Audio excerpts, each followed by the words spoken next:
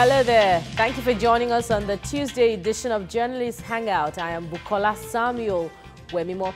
Today on JH, fresh crisis hits the PDP as Adedoja wants court to remove Secondus as chairman of the PDP. Later on, Pengassan shelves its planned strike.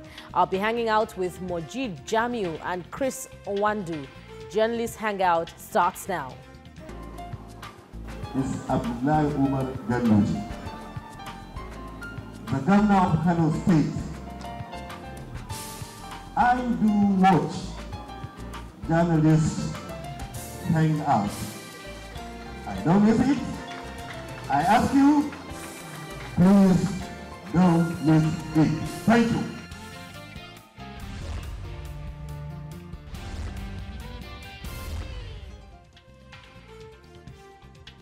When the going was good, some members of the People's Democratic Party bragged that their party would remain in power for more than 5 decades.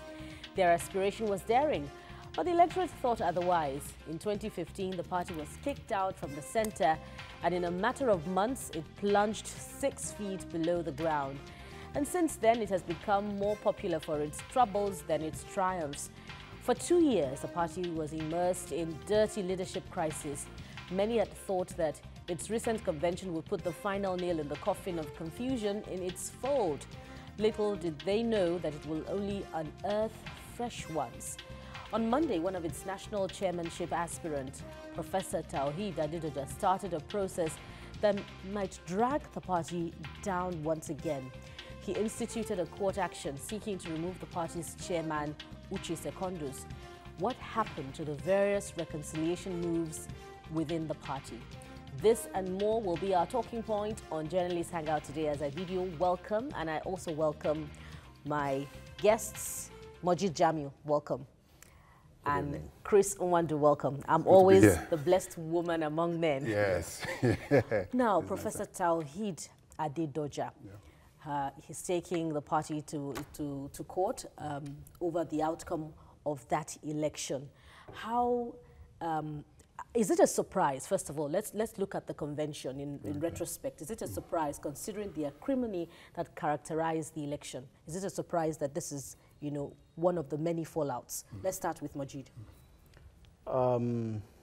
It's not a surprise. It's a convention that we also, the December 9 convention was such that before it ended, before they even started, we knew the results, especially given the unity list, to the extent that while voting was going on, one of the major contenders, Professor Tunde Adeniran, took a walk. He staged a walkout, citing irregularities and the fact that the winner had already been predetermined. Yeah, and we saw a unity list that had a lot of names that, at the end of the day, as early as 8 a.m. on D-Day, on election day, and the unity list was already circulating. To delegates? To delegates, to the extent that delegates took the lists to the to the polling units, where they were just writing and ticking. And at the end of the day, about 95% of the names on the unity list emerged with Uche Secondus as the new chairman. Now to Adedoja. His grouse, was that his name was spelled as Professor Tawheed Oladoja instead of Tawheed Adedoja. Of course, Ibadan people will call it Tawheed, not Tawheed, but then it's Tawheed. Thank you for educating us on that one. Yes, but at the end of the day, how many votes? He said that confused his that's not just his grouse. He also said, which is confusing really, that his name was not found on any of the ballot boxes. Apart from his name being misspelled in the ballot paper, his name was not found on any of the ballot boxes. Yeah, no, as a matter of fact, they didn't have any name on the ballot. What they did with the ballot was to have, the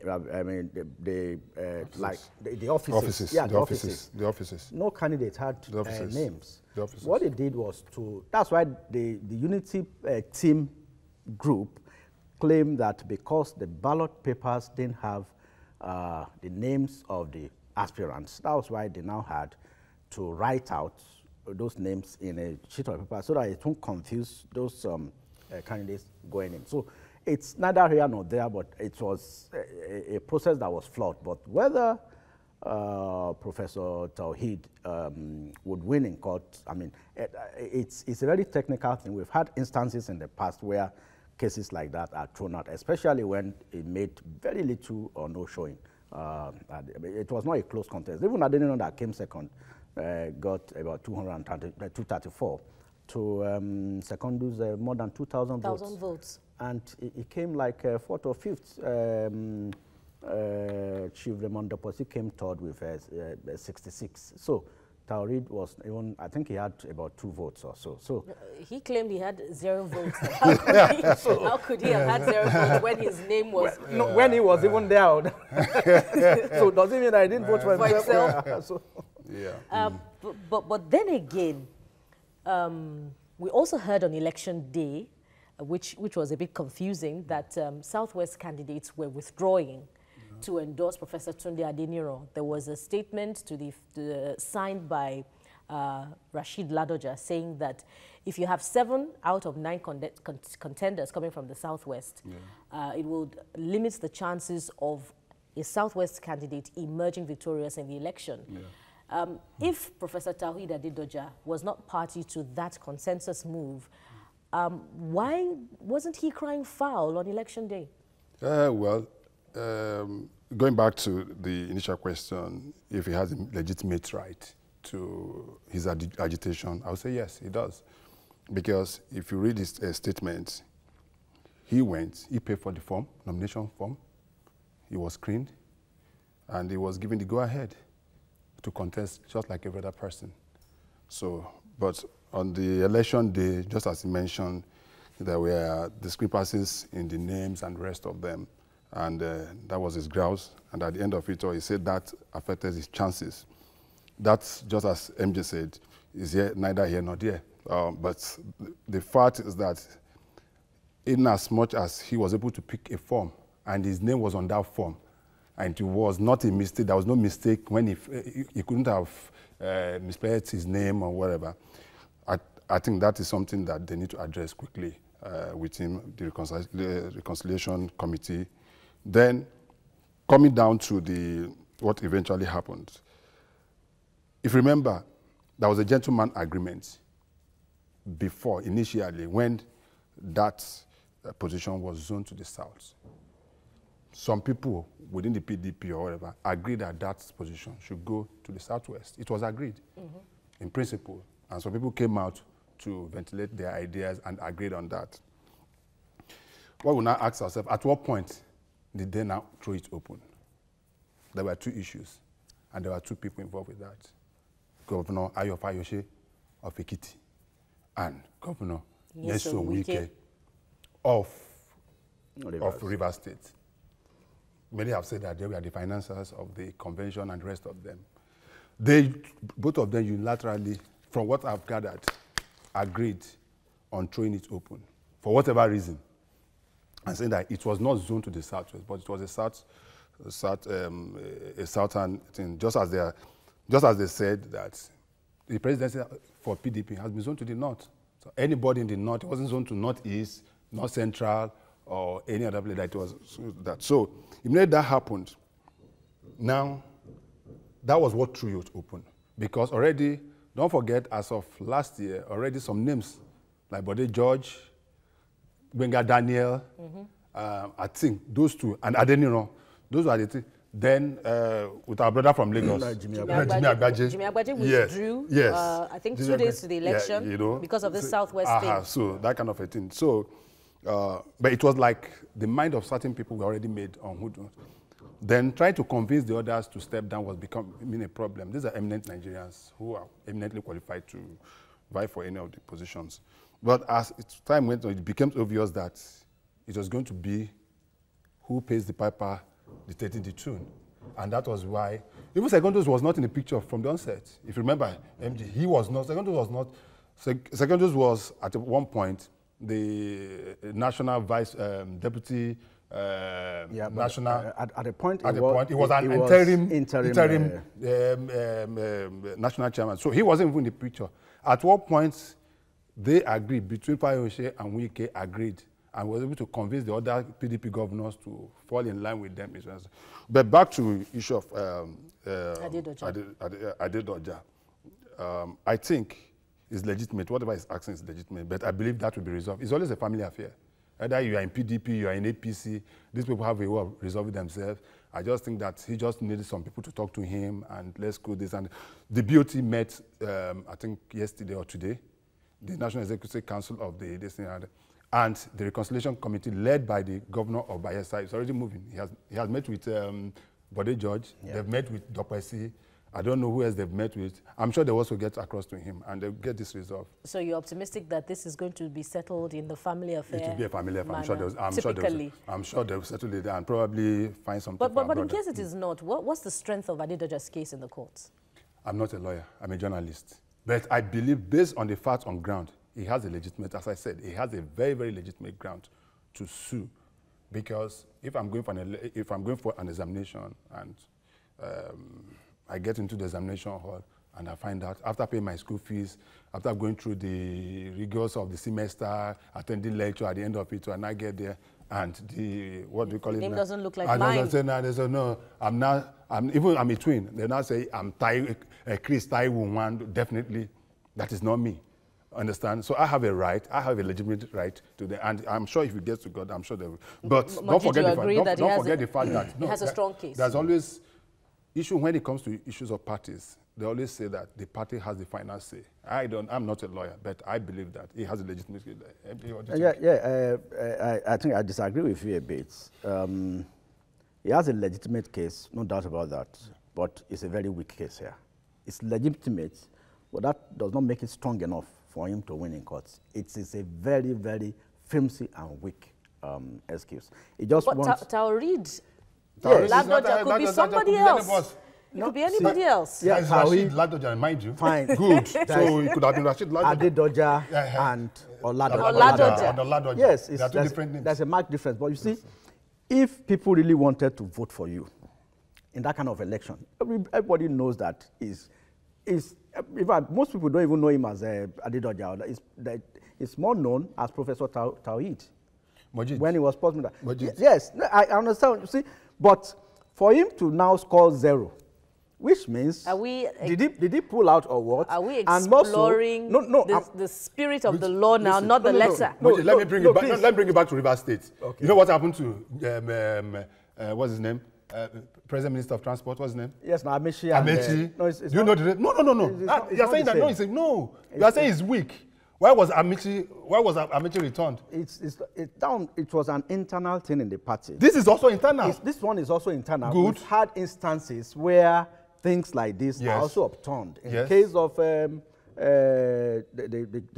Mama Taraba and the present governor of Taraba. Yes. It was Mama Taraba's case was thrown out, and we have the governor who is still sitting. So that's PDP versus APC. Yes, APC. That's not PDP. And it was not in Mama Taraba's place to sue. Okay. It should have come from the PDP. Okay, fine. What of the case of Tambua of Sokoto? Okay. Now, who was taken to court by a member of the APC, saying that he was inappropriately elected as candidate of the party. The case was thrown out. So, you see, it's neither here nor there, especially if you don't make a good showing. If Professor Adenino, for example, is coming out to say this, but even they will look at the margin. The law is an ass. Look at some of these things. Yes. Okay. Fine. Yes. We've sufficiently exhausted that aspect of the point. But if he were now approaching the courts on the strength of a unity list distributed on election day, which couldn't have gone without some form of inducement. Was he the only one involved in the unity list? Adenino also, I mean, Adino also cried foul over the unity list. But you see, but his name was not missing. Yeah, it was not missing. His name was not missing on the list. The crisis in the PDP, I mean, is far from being over, because even with the emergence of secondos, I don't know what informed that decision. If you look, if you go back to 2015, PDP had a very great showing in the Southwest, scoring about 1.7 million votes in the Southwest. Now, you went back to Southeast, where you had your area of core competence, where you have comparative advantage with about 4 points of core competence, where you have comparative advantage with about 4.7 million votes intact for you. I mean, there is no need throwing a chairmanship seat there. And in the Southeast, it's a comfort zone for the PDP. Just like you said, initially... We're going to get to that point. Yeah, and I want to explore the position of one of the major players of this PDP convention. But I want us to look at, the unity list. Yes. What signal is it sending? Well, for the unity list, is always the case, only that this time around, we saw the unity list before. They made it public. Yeah. They made it public. They could have sent it by WhatsApp or SMS. WhatsApp and rested, yes. Normally, this happens. Evidence. No, there's evidence. Well, you can claim that, but I don't know. As I said, I'm not a lawyer. But in terms of unity list or no unity list, it has always been like that. Either in APs, either in Labour. Within the caucus, within themselves, they've always agreed that, oh, this position goes to this person, this position goes to this person. Even in NUJ and NG elections, there are lists. Even MBA, even NMA. But is it in all cases that there is an inducement for the list? Yes, but the only issue is that why they keep those in the cooler. I don't know why the reason. It must have been somebody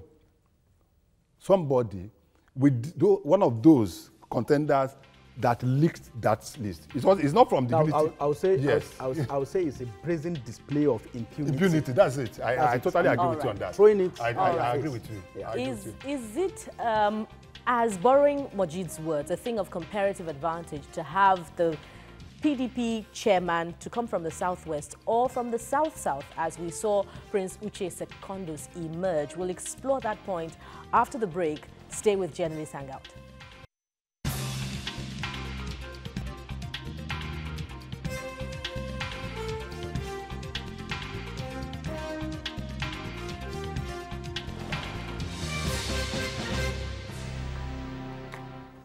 You're watching Journalist Hangout on TVC, and today our takeoff point is the PDP crisis. Professor Tawhid Adedoja is challenging the outcome of the December the 9th PDP convention in court, in which Prince Uche Secondus emerged victorious. We've looked sufficiently at the strength of Professor Adedoja's case. We've looked at that unity list that was reportedly circulated on election day. Now we're looking at that position. And just before the break, Mojid Jami was talking about, the strategy or the strategic position of the Southwest as against the South-South, which the candidate should emerge. So you're saying that 4.7 million votes came for the PDP in 2015 from the South-South, as against 1.7 that came from the Southwest. About 4.7 to 1.7 is a huge. Yes, there's a big margin. You see, when you have your comfort zone, I mean, you leave that area and try to consolidate. Ordinarily, Secondus is from Rivers, is from South-South. One would have. That was why initially, during the botched Port Harcourt convention, it was zoned to the Southwest. The PDP chairmanship position was zoned to the Southwest. That was when they had Sheriff. Sheriff was to emerge as the presidential candidate later on. So they tactically zoned the chairmanship position to the Southwest. Then, that was for the Port Harcourt convention, before it was botched. Now, when McCarthy emerged, and they started looking at some other permutations, I think personal interest and ego set in. They saw that some people in the Southwest, actually they were positioning Agbaje to emerge then as the But if you belong to the think tank of the PDP and you were strategizing for the position, for the zoning zoning of the position. The best place would have been the southwest. Won't you place it in a zone where the swing votes will come from? No, yeah, of course the swing votes would. Because whether we like it or not, the PDP stronghold is in the south-south. It's in the south-south. It is their safe haven any day. Without any without much stress, PDP will almost always have 4.5 million votes minimum from the south. So you don't really need to throw any huge position there. What you should do is to go for either southeast or southwest. And southeast is another safe haven for the PDP. So given APC only had 418,000 votes. I'm yet to be convinced about the argument. Yes. Now, to zone it to the southwest. If you taking it away from the southwest, now Obanikoro is no more in their fold. How do we want to convince a Jimmy Agbaje, a Bode George, it is Professor Adeniran, even Tawhid Adedoja, to campaign vigorously for a party in 2019? Okay. Yeah. I personally disagree with Mojid on that. When you are going, Mojid is a complete, I know his team, I don't want to mention it. When you are going to a match, you go with your best first 11. And I think that's what the PDP is doing, right? You know, as much as they say you throw this, what they have done is to hold on to their stronghold. Their strongest hold for now, south-south, southeast, okay? The chairmanship has been zoned to the south-south. What they have done is try to use it to consolidate what they have already. The battleground, I'm coming. The vice presidential candidate of the party will either come from the southeast or the southwest, because the president is coming from the north. Yeah. And that is the strategy for them. They might end up zoning the vice presidency to the southwest, which to me is even more stronger than a national chairman. Okay, so it was strategic. The battle zone, Majid, next year. So Majid, Chief Bode George was right in demanding an apology from Governor Nyesom Wike, who said that the Southwest has not worked for the PDP. I think it was not. It was very wrong move. It was, I think it was very wrong statement. Wike is just a governor out of 11 governors of it's not just a governor. He determined who he matched. No, let me tell you. Hold the thought, Chris. Yes. We have Johnson from Kaduna. Hello, Johnson. Hello. Good evening. Good evening. I'm calling from Kaduna. Go ahead, make your contribution. Okay. The man in the native white, is it white? Is getting the statistics right. It is not about, you see, let me make one correction, please. The idea of zoning to the south is purely south, not southwest. I'm a member of PDP. There was no point that the party zoned chairmanship to southwest. It is to the south. In fact, I'm just in Abodunde. I'm a Yoruba man. It's just an idea from the southwest that tried to cook that up. Now, the best thing my party can do is what we have done to the south-south. The southwest is definitely going to get the VP slots. That is the arrangement. Thank you. God bless you. Thank you very much, Johnson, for your contribution. But there is a document to the effect that the Southwest got the support of the northern PDP zone to zone the chairmanship to the Southwest. Yes, it was micro-zoned. It was zoned to the south, and further micro-zoned to the southwest. But it says a member of the PDP, fine. As I'm saying, the battleground for 2019 is going to be in the north, not in the south. You know why? Because there's likelihood that Atiku Abubakar is going to be the presidential candidate for the PDP. And Baba, by the grace of God, is going to be the presidential candidate of the All Progressives Congress, APC. So what the PDP, I believe, are doing presently is be able to consolidate on what they have. Get South-South, which is practically in their pocket, probably win more states in the Southeast. Presently, you have APGA, you have APC in Imo, you have APGA in Anambra. Probably get those two states. Southwest, the possibility of PDP upturning APC in Southwest is very, very remote, except something happens, except somebody like Asiwaju Bola Tinubu decides not to come into the fray. If he decides, as he has always done, and he is going to support the president wholeheartedly, I'm saying the APC has his support. that is what right I'm saying. now. That's what I'm saying. If in the past few months you've seen the moves, they've been trying to appease him. Please forget. This is a party thing and the rest of it. It was strategic. He has been left in the limbo for some time. And whenever I'm on this point, I always said that the key to the success of APC lies on that man.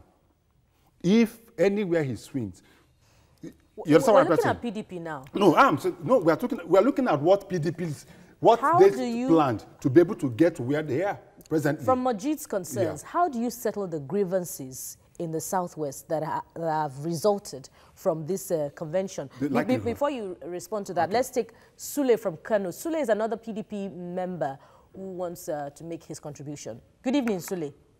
Good evening. How are you? Very well, thank you. Yes. You see, every political party do zone positions to certain sections. And this is for strategic and convenience purposes. PDP has zoned the chairmanship to the southwest. I mean, to the south. And there was micro-zoning to the southwest.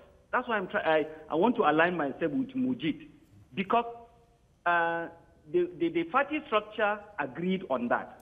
Suddenly, some governors who think they are powerful came up with a list. And they came up with a deception on that arrangement. They looked at various positions that were agreed upon by all the states, like the position allocated, say, to Kano. They looked at the candidate that was adopted for Kano and now picked it and put it in their list. They looked at another candidate that was adopted, say, from Sokoto. This is how they succeeded in deceiving electorate, actually.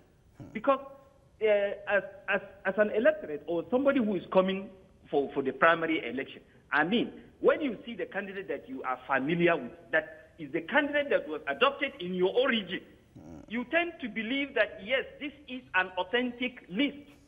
Whereas on the top, they removed the chairman, the agreed chairman.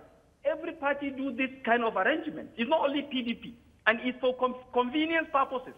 But simply because they have their own agenda.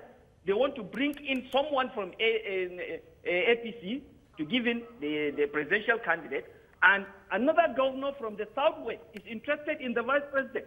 And that's why they removed the party chairmanship from that section so that they can pave way for that governor to become the vice president. Because there is no way the Southwest can have the vice president and the chairman of the party.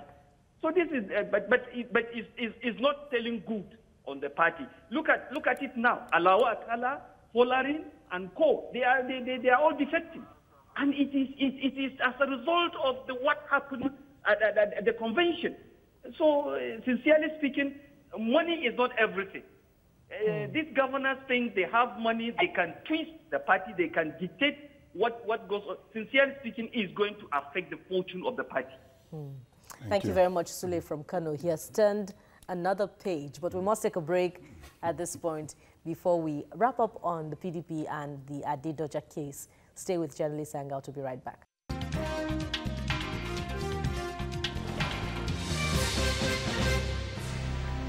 You're still with Journalist Hangout on TVC, and the permutations are really interesting, especially as it has to do with the outcome of the PDP convention.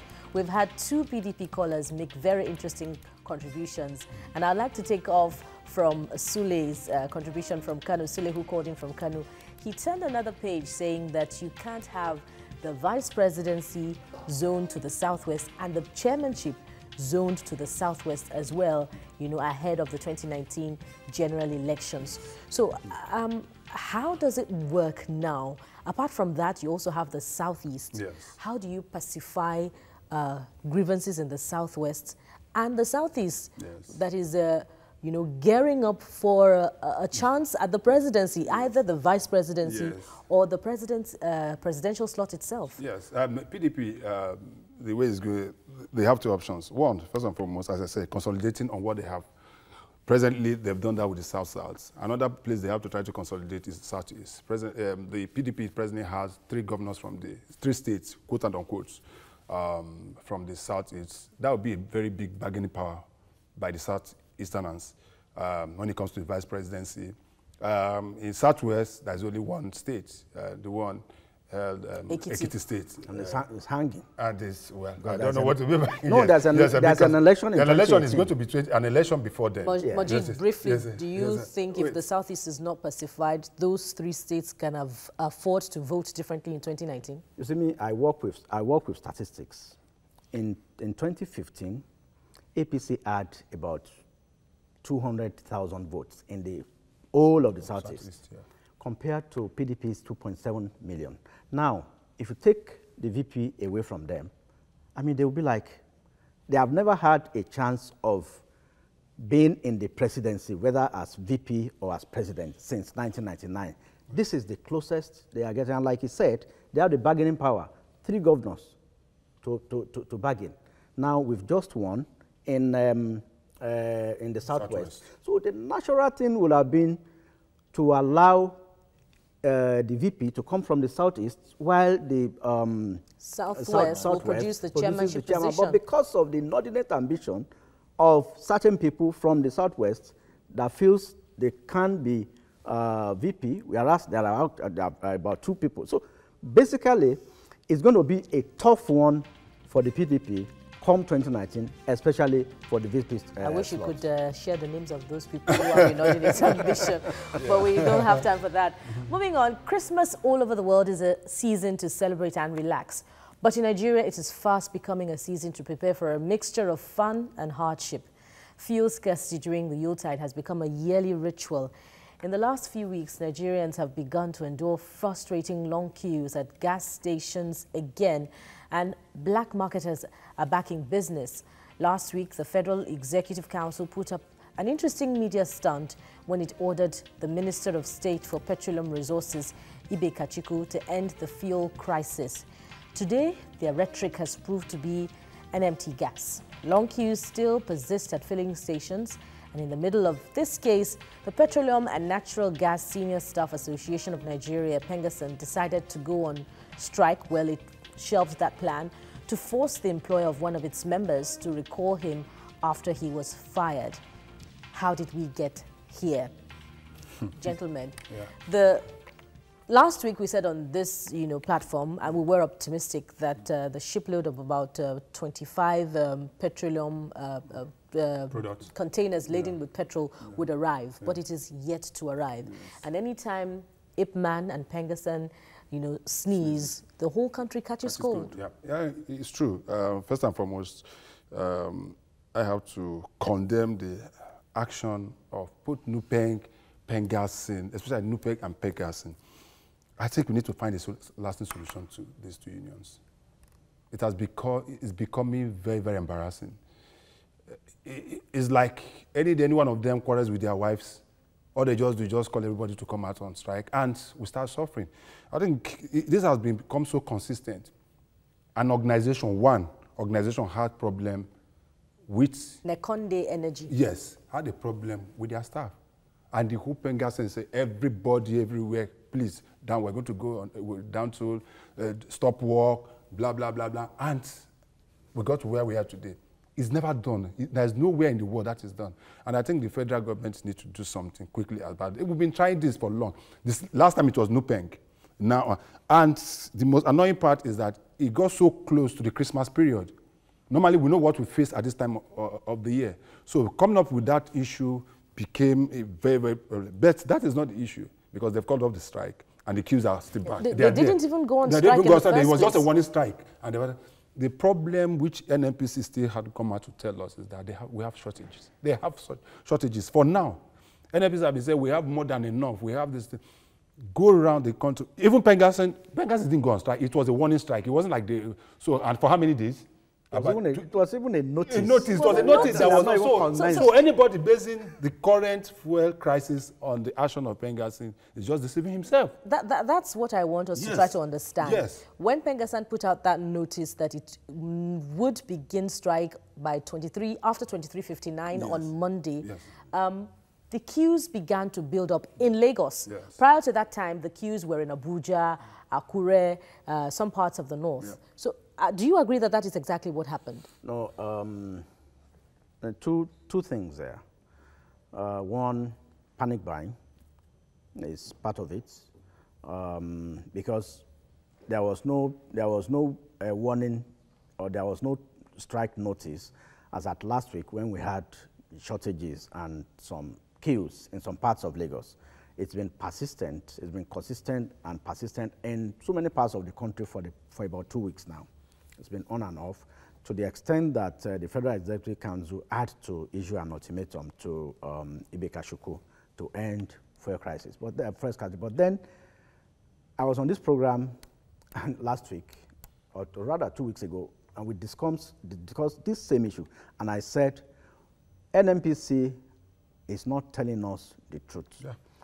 They said they have, I recall about a month, about 6 weeks ago, they issued a statement that they are fully prepared for the Yuletide season, that they have more than enough in stock.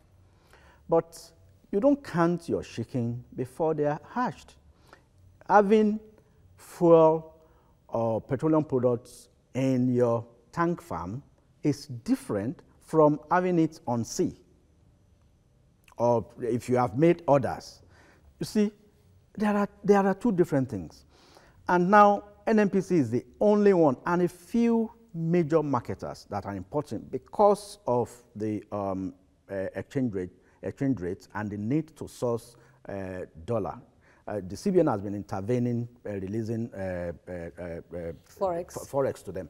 But NNPC today imports about 70 to 80% of the, and so when they bring them in, they don't have enough facilities for the storage, so they make use of the tank farms of some of the independent and major marketers. So, but there's something we call bridging cost, and at a point it was becoming difficult to continue to sell at 145 naira per liter, and there was a discussion whether to increase the pump price by about 1 naira or thereabout to, accommodate that that shortfall, because the moment fuel prices go up in the international market, of course, NNPC can continue to import, but the other few add-ons from the independent and major marketers, they stopped importing. So everybody was relying on NNPC. Fine, NNPC kept importing, but it is not enough. And if we have 25 vessels berthing at the same time, all of them cannot discharge at the same time. You have Atlas Cove, you have Mosimi, and you have some other private jetties where but the size of these vessels, it takes time to discharge. So they should tell us that, fine, we have these things on the sea. It's not as if it's on ground. It's not in the tank farm. So that's why we are having this. And the tanker drivers also complain about the challenge sorry to complement what Chris said about the Pengassan. I think government should do something about these characters.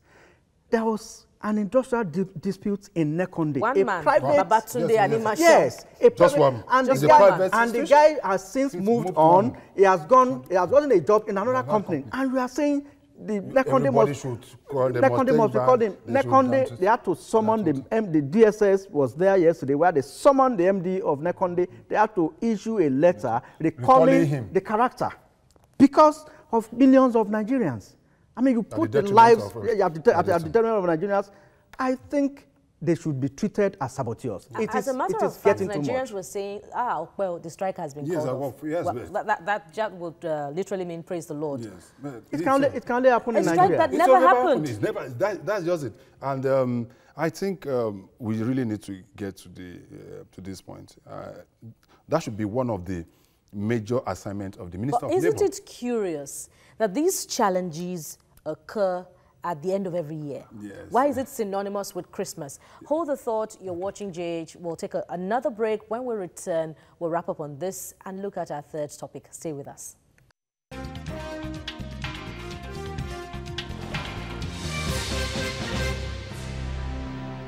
Thank you for staying with us on Journalist Hangout. We've been looking at the outcome of the PDP convention, and we have progressed to the lingering fuel scarcity across many states in Nigeria. This time, the queues built up even more following the strike planned by Pengasan, which didn't even start at all. Now, I was asking before the break that why does it occur at the end of every year in December? Why don't we have the challenges, you know, warning us ahead of time?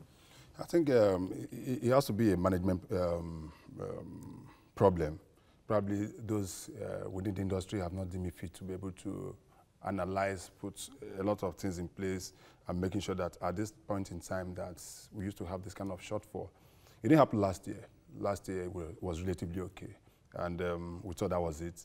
But probably those are the aims of affair in our oil industries don't seem to have learned, because before it used to be once it gets to November, first week of December until probably the second week in January, we always have this kind of problem.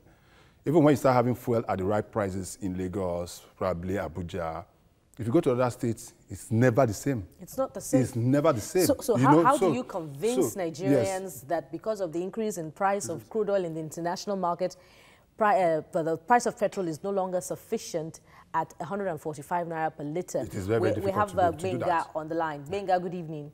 Good evening. My name is Benga from Abuja. Yes, you're welcome. Go ahead with your contribution. Yes, on the PDP issue, it's a miscalculation. And if they are not careful, they will dearly pay for it, because if they did not give the Southeast the Vice President's law, then there will be a problem for them. Because there they have about 3 governors. But in the Southwest, they only have 1 governor, 1 state, which by next year, it is very uncertain that they may retain it. Now, what would they give to Southwest? So it's a miscalculation, and it's because of some people's ambition. For the petrol fuel scarcity, I could see when I came to Lagos, there were a lot of hold up on my 2 Apapa Oshodi Express Road. These are the also contributing. The time the tanker used to get to the loading and also coming out is a kind of factor that we have not really considered. So this scarcity may last longer than we think, because it may take about 3 weeks for a truck to get to the depot and load out of Lagos. That factor, if it's not taken care of, this may linger. Thank you. Thank you very much. Yeah. We're back to the same point. Yes. Managerial problem. It is managerial problem. Then coupled with the, then also another creation is just as you rightly mentioned, the problem we're having with the road into Apapa. And until we start decentralizing some of these products and making sure that we have tank farms, just as Moji said, in other parts of the country. But you realize that probably everybody, especially mostly those from the south and a bit of that, everybody comes to Lagos to load, okay? And that becomes a problem. Once you're entering Lagos, right from Mowe, you start seeing those tankers, okay? Some of them wait as about 4 weeks to get loaded. And if you go through the Ikorodu Road now, from Pangrove, up to the bridge, up to Costain, up to Stadium, you see all the tankers line up. Some of them stay there for as many. I think it is high time, probably, especially the Ministry of Transport, to start looking at what we used to have before. 1, trying if we can move most of these products by rail. 2, making sure now that we don't have restiveness in the south, in the Niger Delta. Most of the what do you call them? The pipelines have been vandalized. We need to go back again and get that, put in place. Then our local refining of products. What happened to it? Every year, billions and billions of naira voted for turnaround maintenance. That one is even another topic for another day. Every year. But what is the refining capacity of what we have now? We have to start also looking at refining these products locally.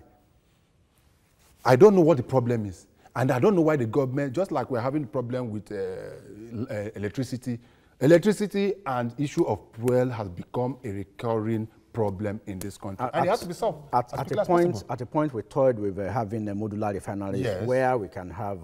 You're in the spirit, because I was going to ask what happened to the plan to provide capacity for those refineries declared as illegal in the South. Yes, I mean, you know, there are things to get a refinery going, even as little as a modular refinery, you need at least 1 year.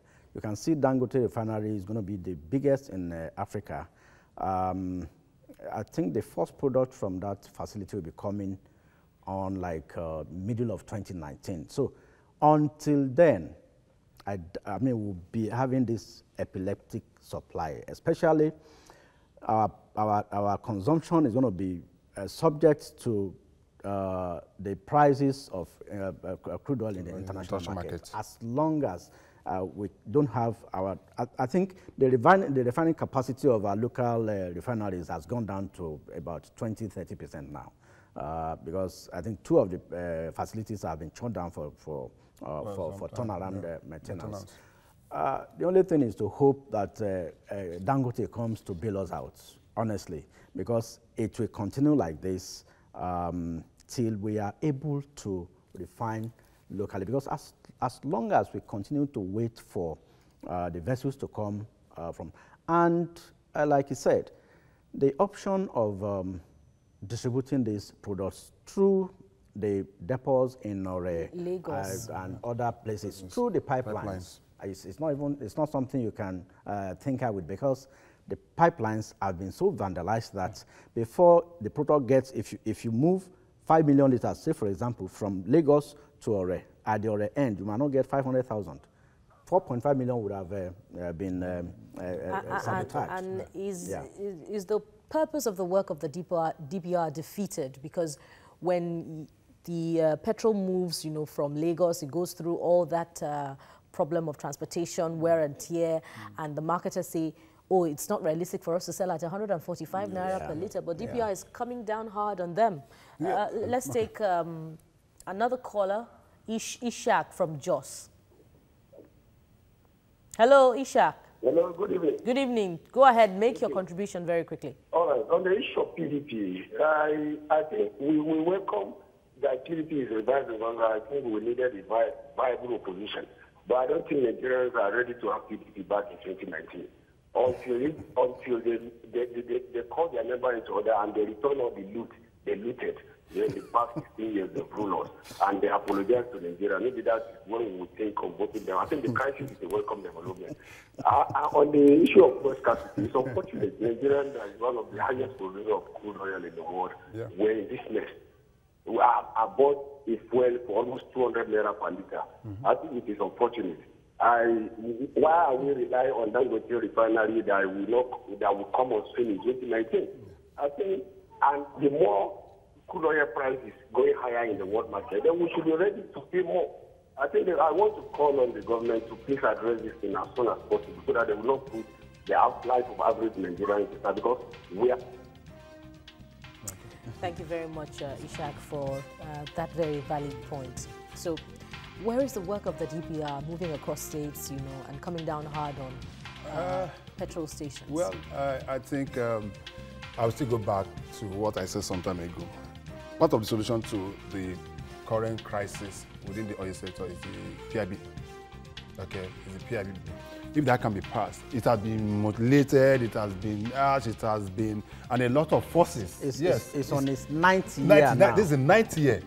Then you have to, if the government doesn't have the wherewithal to be able to do that, and make sure that that bill is passed, until that bill is passed, we are not going to get anywhere. And I believe there are some forces within the government that are trying to sabotage that bill. So I think if there's only one thing that the present administration can achieve, they should make sure that that bill is passed. Majid, your last word, very quickly.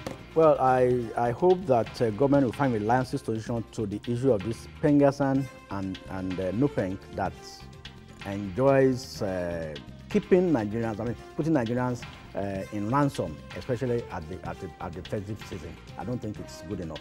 Government should find a lasting solution to their matter. Absolutely. And that's it on Journalist Hangout today. Join us tomorrow for another interesting edition of the program. You can also watch the repeat broadcast tonight at 11 on DSTV channel 418 and GoTV channel 45. You can also watch Journalist Hangout on other platforms showing on the screen currently. You can watch us. Our YouTube channel is at YouTube/Journalist Hangout. I am Bukola Samuel Wenimo. Bye for now, and God bless Nigeria.